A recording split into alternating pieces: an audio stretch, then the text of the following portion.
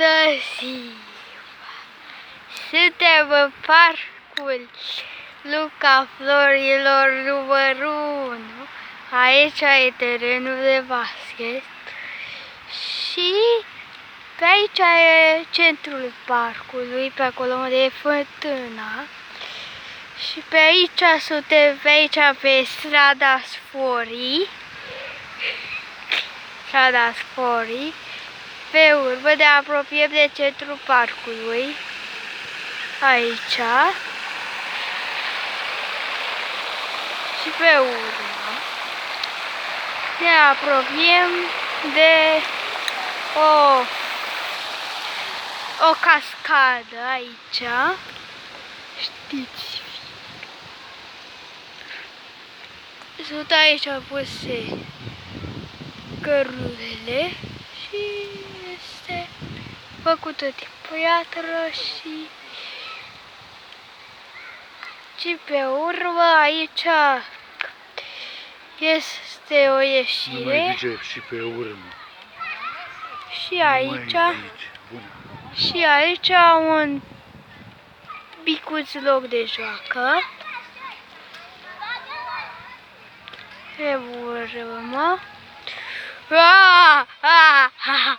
Suntem pe iarbă, dar te vără totul aici. Să nu urcă pe munte, te rog. Gata.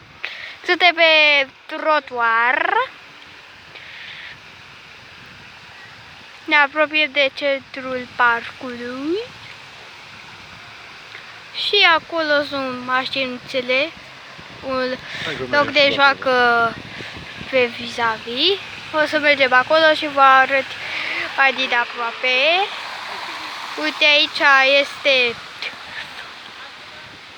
un mic loc de joacă mai mare.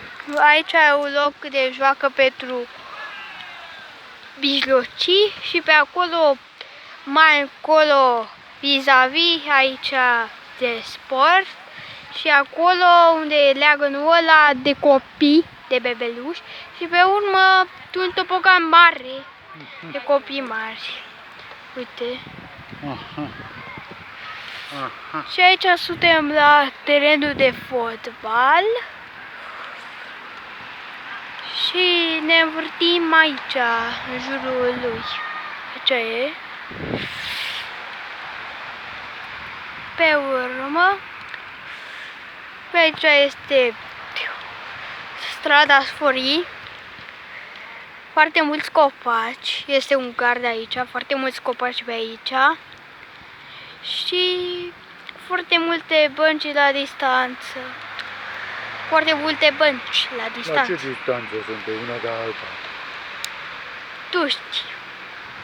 Și aici ne apropiem de terenul de basket. Deja suntem la terenul de basket. Și ne apropiem de sarcul de câini. Uite-l. Și pe urmă ne apropiem de o tufă de flori. Aici. Și pe urmă aici stăm noi. Oprește filmele. Și aici e mama cu cățeaua. Stella? Aici. Asta e bicicletaia mea. Asta e tata cu căciula. Bună ziua! Și eu sunt... Da? Da. Vizionare plăcute!